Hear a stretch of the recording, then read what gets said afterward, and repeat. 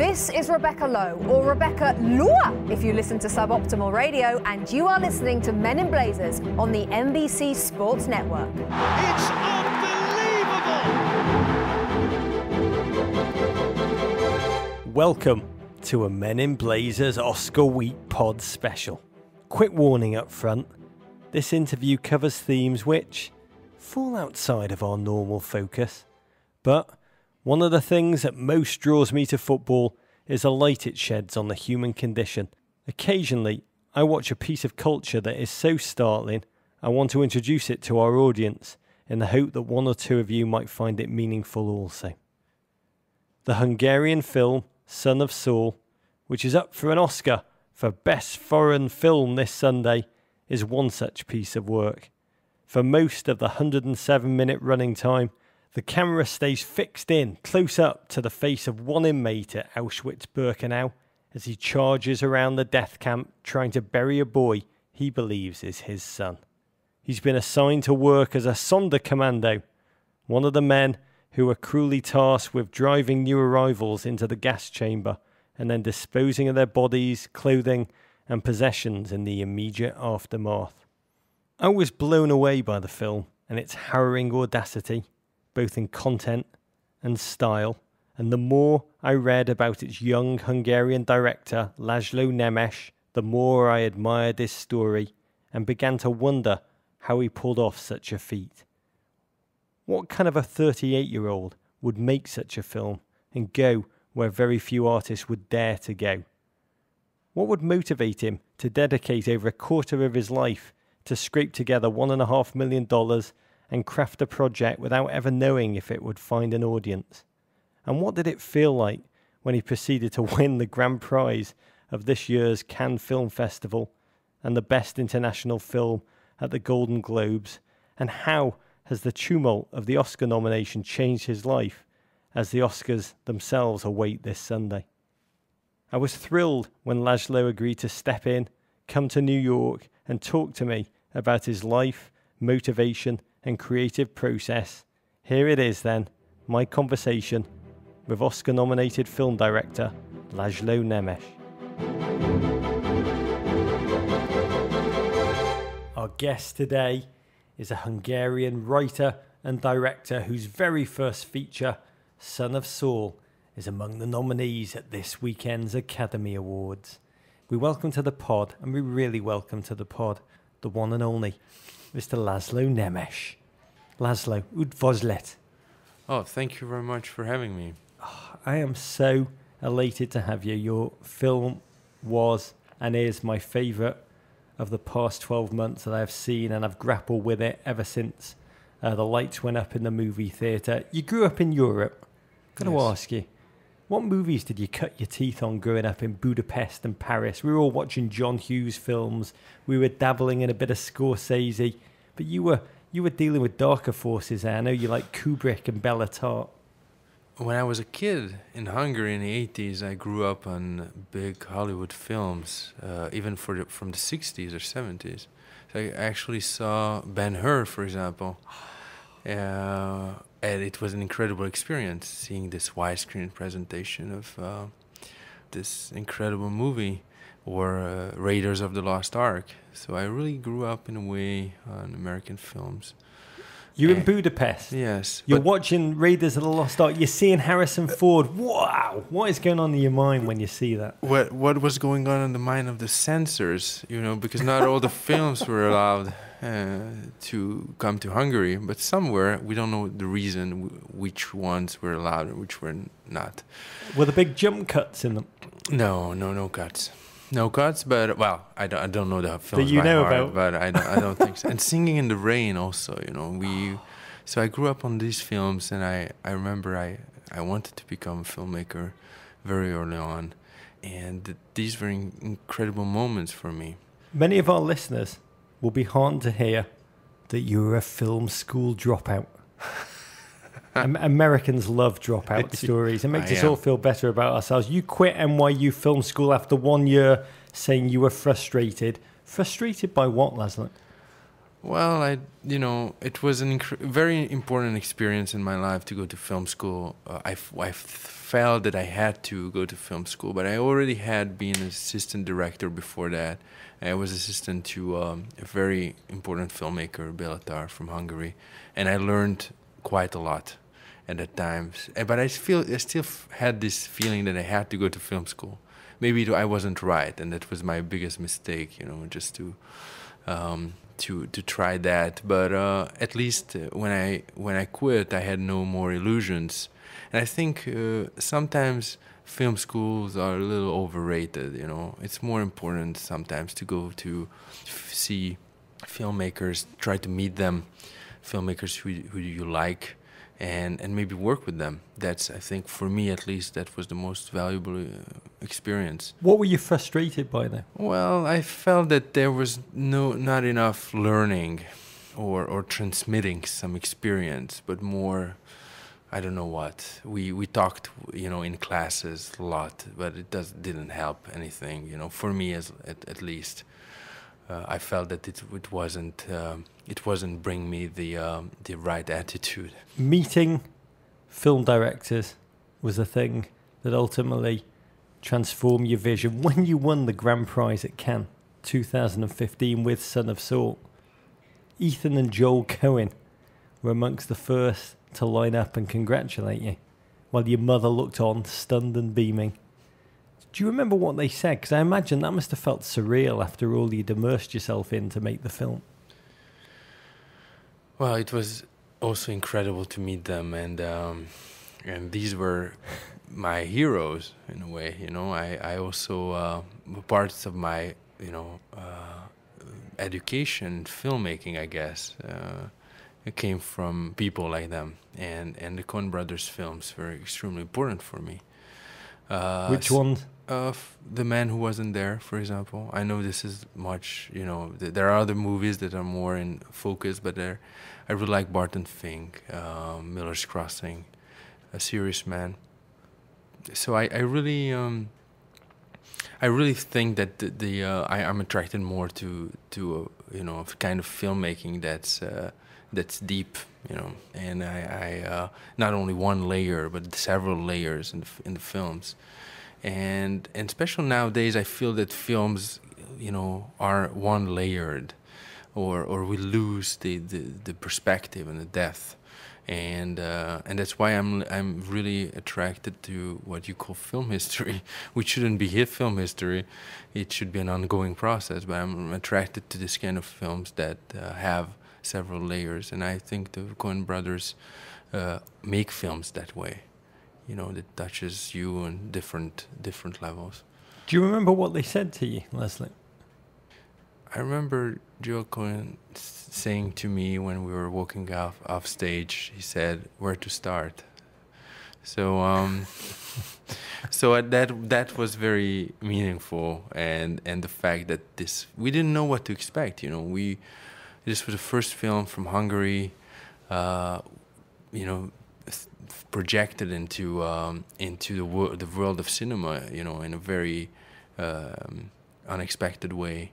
To be in competition in Cannes for a first-time filmmaker is like nothing else. It's really unbelievable, but also extremely scary as a process. So, and when we saw the jury line up, we didn't know what to expect. We made fun with my cinematographers before the festival, just saying the Coen Brothers will just say to each other, "What was that?" What was this film? But it turned out that our fears were not really founded. It's just that we had an incredible event with this film in Cannes, and the film really drew attention from many people were interested in this film, and in the festival talked about this film. It was sort of focus of the festival. So the Cannes people took some risk in putting this film in competition, and I'm glad they did it, obviously, but because of the subject matter, but also because this film didn't take the language of cinema for granted. Tried to to do something different. And that this thing was recognized, this ambition and approach was recognized. That was very meaningful. I want to talk to you about the decade of your life that you dedicated to making this film. What drew you originally to tackle the Holocaust? Well, I always lived in a way with the Holocaust. You know, it was in my family something very alive, and that was transmitted to me by my parents. I really wanted to make a film about it. I just didn't know how to do it. I didn't want you to make the usual Holocaust film. I wanted to do something different. I wanted to convey something visceral to the audiences. Something that I had an intuition of, but I never seen in films. What it was to be an inmate in a concentration camp. What was it like to be in the middle of it? So I wanted to transform the use cinema as a means to convey something very, on a perception level to the audience.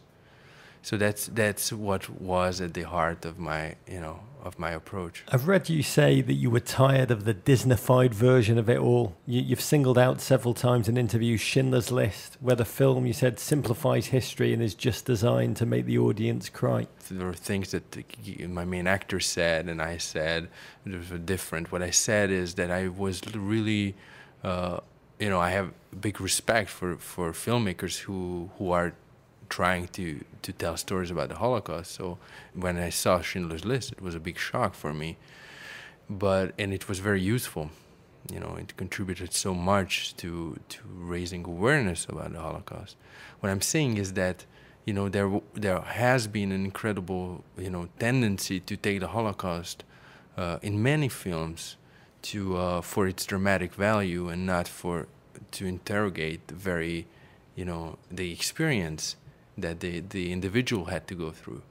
So I wanted to make it harder for filmmakers to take the Holocaust as a subject, just to use it as a dramatic framework for a story. I really wanted to show it to today's generations what it was, how to be in the concentration camp, how narrow your possibilities as an individual were in the middle of the concentration camp. To forget this kind of approach that we know. But what if we take you back to the heart of it, to the here and now of it, and you can't have access to the information. So you have this very narrow field of vision, and it's frenetic. You don't know what's going to happen in the next moment. If you transmit that to the audiences, I think that was my approach. I thought that it would create a sort of new perception of the Holocaust. I mean, you singled out a particularly harrowing lens for the narrative of the film, the Sonderkommando, or the Jewish prisoners who the Nazis forced to actually work the gas chambers. When did you first encounter that? I first met the stories of the Sonderkommandos when I read 10 years ago a book containing the documents that were written by them.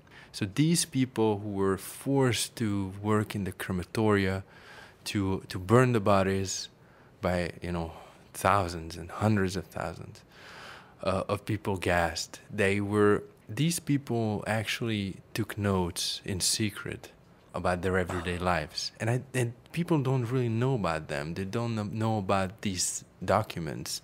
The fact that in Auschwitz, around the crematoria that were destroyed, in the ground still, dozens of documents must be buried in the ground, but these documents will never be found. So some documents were found, and it's a trace and an incredible experience to read them and to see what these people had to go through. I mean, I first encountered it in the writing of Primo Levi's book, The Drowned and the Saved. One of the most brilliant essays I've ever read, Grey Zone. He writes about the human need to simplify history into conflicts between two sides. He says, like a sports game, where there's winners and losers, good guys, bad guys, and good always has to prevail, because otherwise the world will be subverted. And Levy, an Auschwitz survivor, He writes about Auschwitz how there was no black and white, but that everyone involved existed somewhere in the grey zone in between. I'm interested, was that what fascinated you about this making of the film, the moral theme of the potential of evil that lies in each one of us, or was it the Holocaust itself?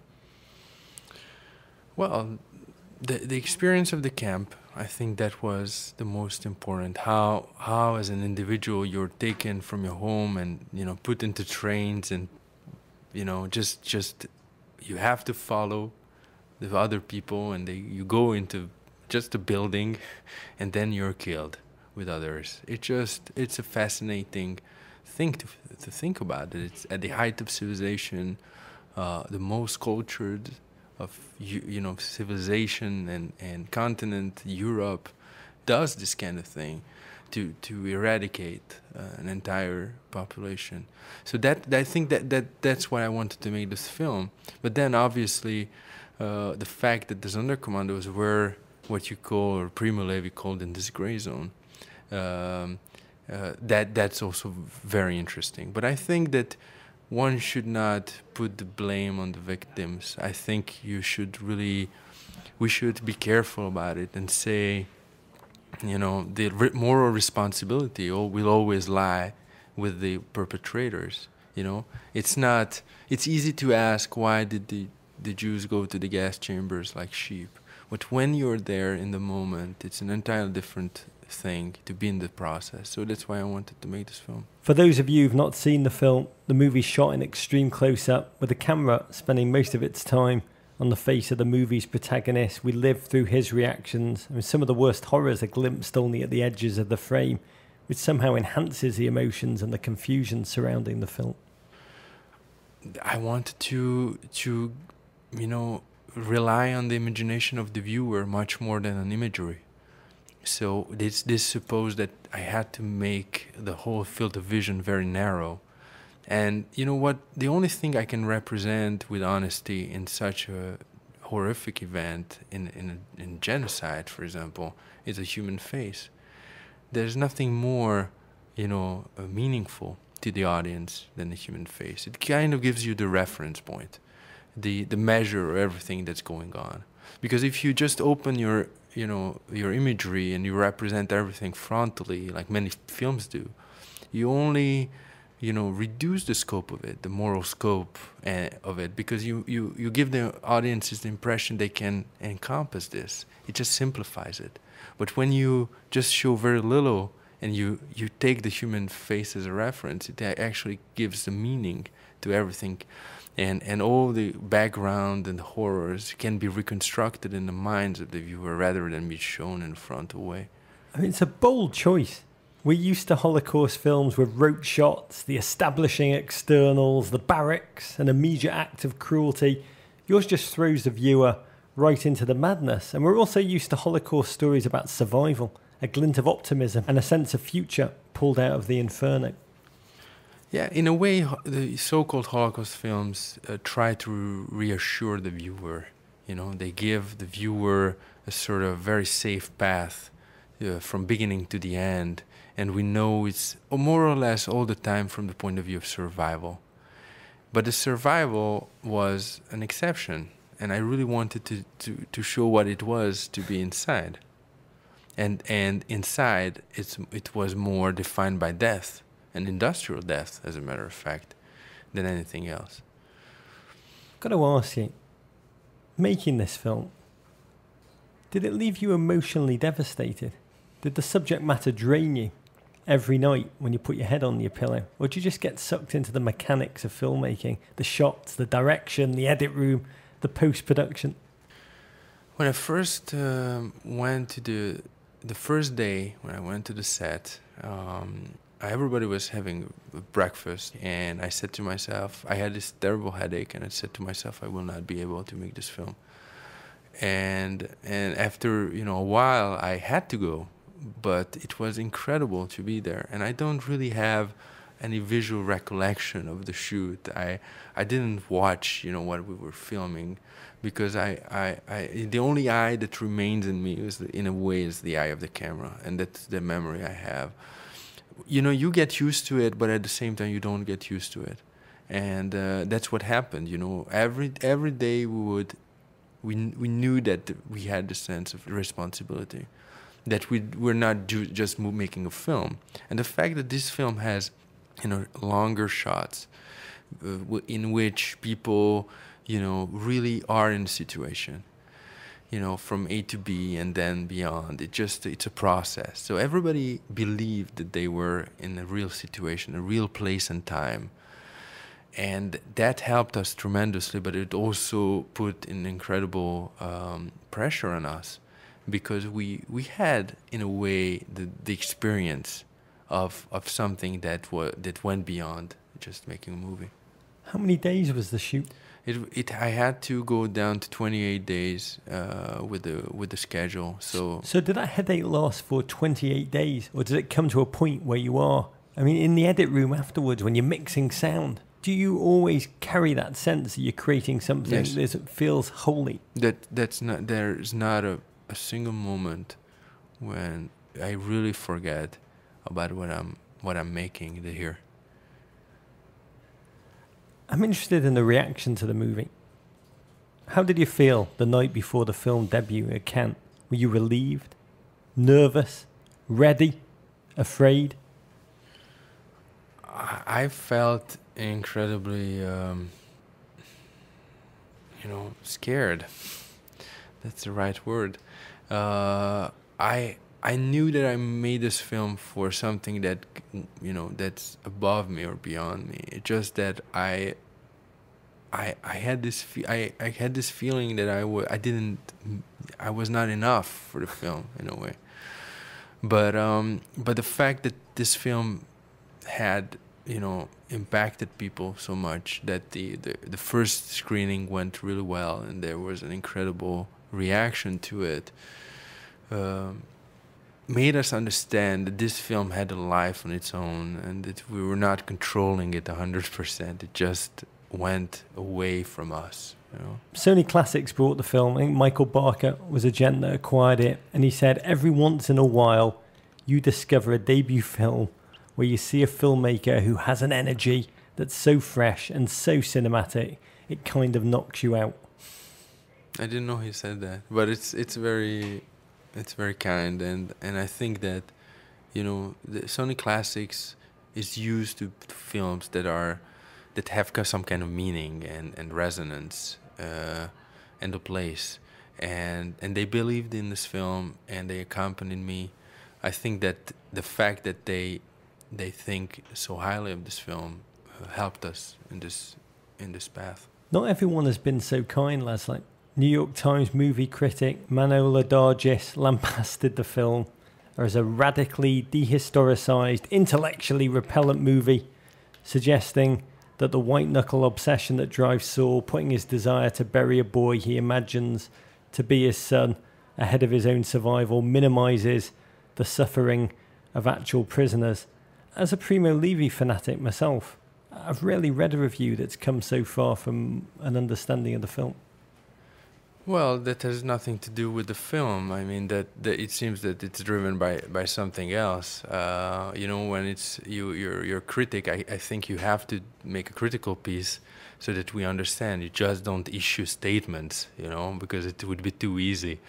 But this film, I think, is very much grounded in history. I think everybody says that, even survivors, and you know, Elie Wiesel said something different, so I don't. Claude Lanzmann did say something different, so I have no fear about that. I don't know about being intellectually repellent. I think I have made this film for the dead and the dying. If that is intellectually repellent, then so be it. You recently won Hungary's first ever Golden Globe, but at home in Hungary, there's been a powerful shift to the right within the political system, occasionally xenophobic, far right. And there's a popular term for the film in social media as, you got to excuse my Hungarian, holomakú, or a Holocaust joke. Other reviewers have claimed the film is science fiction, and a far-right member of parliament recently attacked the film and its government funding, saying the greatest holiday for Jews is the day the Oscars are given out. How has that felt for you to experience in the country in which you live? Well, the biggest Holocaust business was the Holocaust itself, you know. And we rarely talk about this, that, you know, the whole, so, you know, the Nazis, beside being liars and killers, they were also thieves, you know. And, well, there's the tradition in the world that relies on this kind of approach, and it's very present in Hungary too. I'm not saying it's not there. It's you know, intolerance and anti-Semitism are extremely well implanted in Hungary, in Eastern Europe, in Europe, and we can continue the list. But the fact that it's very open, you know, and it's there in a very open way in the political discourse, and that you can feel it in the streets. Well, this is something that's not really reassuring, I have to say. And I made this film also because, you know, the not only 500,000 Hungarian Jews were deported to Auschwitz in the record amount of time of 8 weeks. 8 weeks. In 1944, but also that this loss has never been understood by Hungary, as by other countries as well, but you know, Hungary has never really understood that. You still live there, Laszlo? Yes. Country that was the last to be invaded by the Germans, and as you say, did only take 8 weeks to ship off 500,000 Jews. With the active help of the entire state apparatus and elements of Hungarian society, yes. Amongst those who perished, your great-grandparents. Yeah. How'd you do that? How'd you stay there? I don't know. I grew up in Paris. I have to say that gave me a little bit of another perspective, I guess. But I went back for work, and I think I'm, you know, if everybody leaves, then what happens? You know, it's we have to resist. Where were you when you found out about your Oscar nomination? We were in the office of the production in Budapest with the key creative team of the film.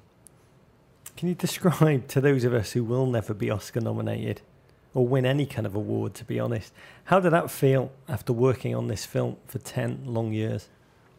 Well, first of all, I think it's a matter of work and dedication to arrive here, and that I'm not specially, you know, I have no special talent, you know. I had to acquire talents. I really believe that. And also relying on the fact that we had an incredible team. And I had an incredible team that understood what kind of movie we were making, and they gave so much to this film. So so that I think it's only a matter of dedication and time. If you don't, you know, abandon your project, then you carry on with it. It took me 10 years. I could have made 3 different films in the meantime. I really wanted to make that one because I felt that this was not only meaningful as something to say about the Holocaust for today's generations. It's very important.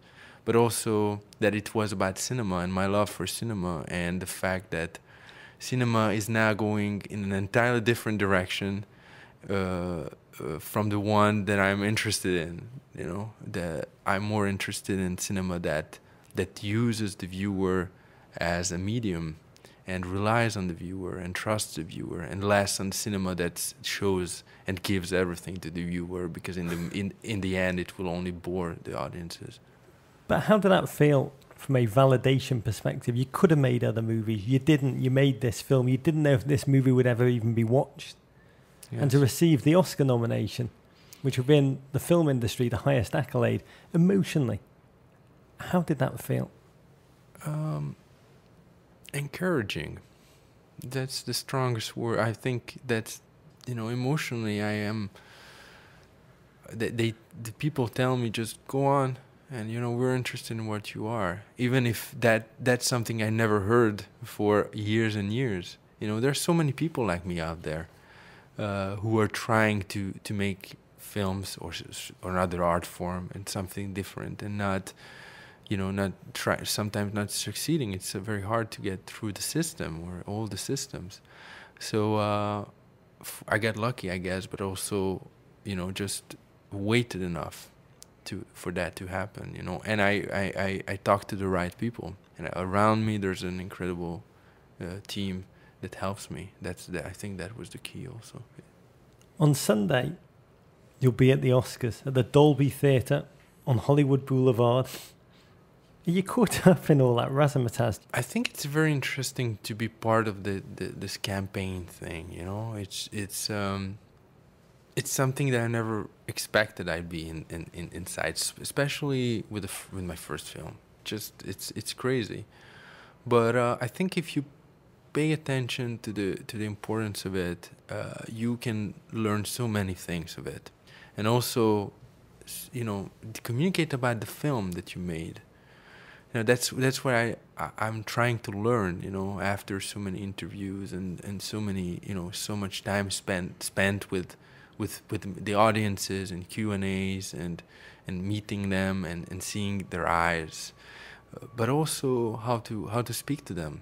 So that's a very valuable experience to meet the people who watch your films. What is the most important lesson that you've learned from it all? I think it's really a matter of seeing that you're really making films for real people, and that you can see the facts of a film in the eyes of people. I think that was the most touching part of it, and you have to learn to live with that. It's an incredible responsibility. You had some experience with winning at the Golden Globes. How much thought do you give to acceptance speeches?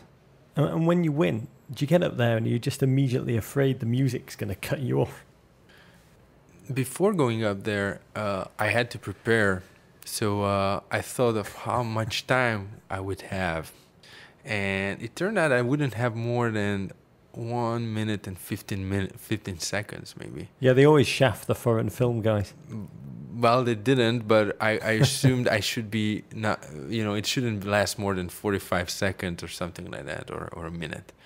So I kind of thought of things to say, and the most important was that what I said about this human face that we should not forget, because that's what this Holocaust is about. And I think it resonated. It just came in a very, intuitive way. What's Hollywood's reaction been like to you? Are you being taken studio to studio right now? I've had a lot of interviews, meetings with people in Hollywood, and that's in a way that's a dream come true.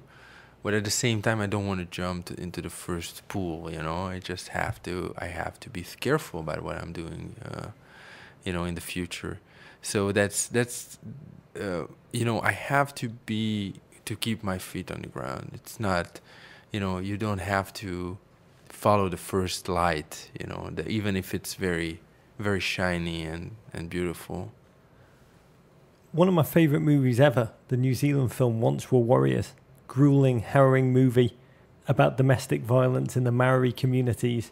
Within a couple of years, Hollywood had taken the director, Lee Tamahori, and transformed him into a James Bond action movie director. He helmed Die Another Day.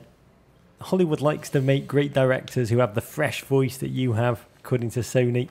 Likes to turn them into their kind of filmmakers. Can you see that happening for you? Well, I think I want to make films in English. The question is what kind of control I can keep on my films. So for that reason, I'm more. I have Stanley Kubrick as a model.